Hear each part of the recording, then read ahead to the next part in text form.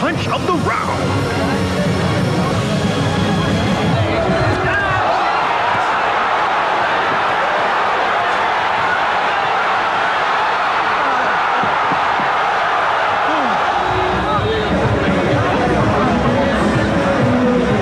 Valcarcel talking to Concepcion and Nuno Neri.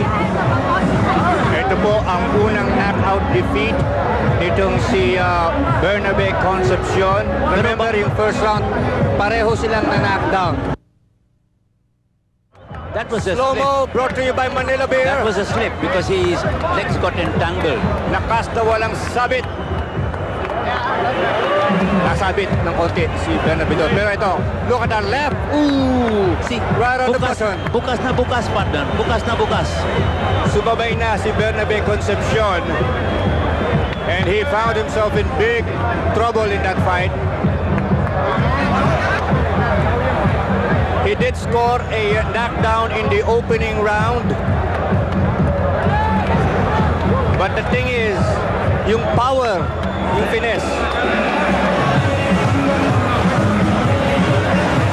Time now for the Cobra Tunay na Lakas punch of the round.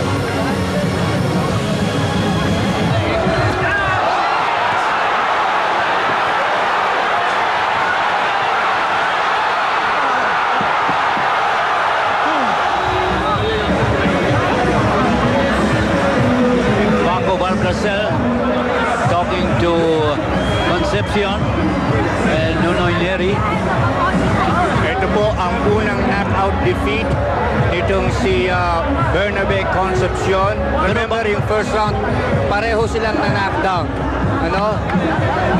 Pero bata naman si Concepcion. He can learn from that. See, bukas na bukas. Wide open, no Wide movement open. at all. Walang depensa. At yung movement niya, hindi side to side. Hindi side to side. Diretso. Diretso Sa lubong, backwards. sa suntok. Oo. Mali yun din eh.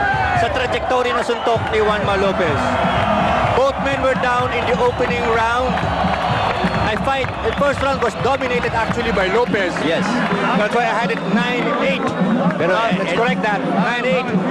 Pero end of the round, yung kaliwa ni Concepcion, he dropped Juanma Lopez.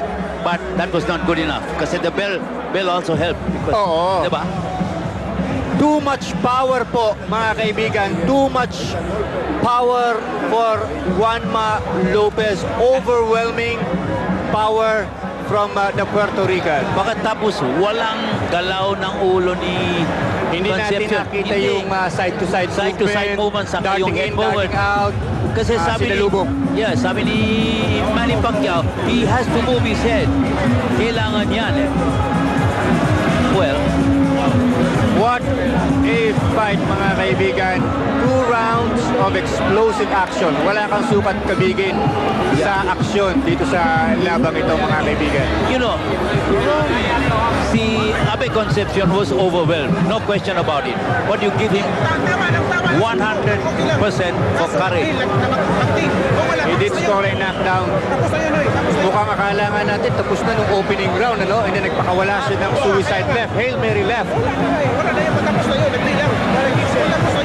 At nakita mo hanggang ngayon, talagang gusto pa rin ni Bernabe Concepcion eh. Lamang nga talagang kung wala na tayong That's why he's angry with the referee for stopping it. No? pero klarado naman po, mga kaibigan.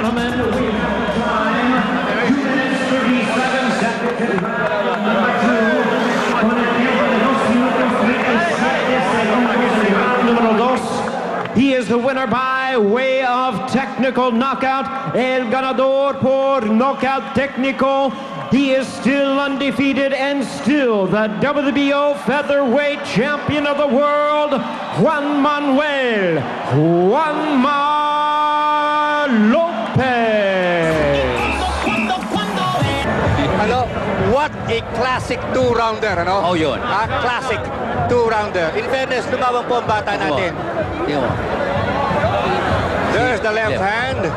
Ito yung unang assault ni Juanma Lopez sa first round. There's the left that rocked the world. Patapos na po ang round na ito. And look at the reaction of the woman at the back. Oh. Amazed that he was knocked down. At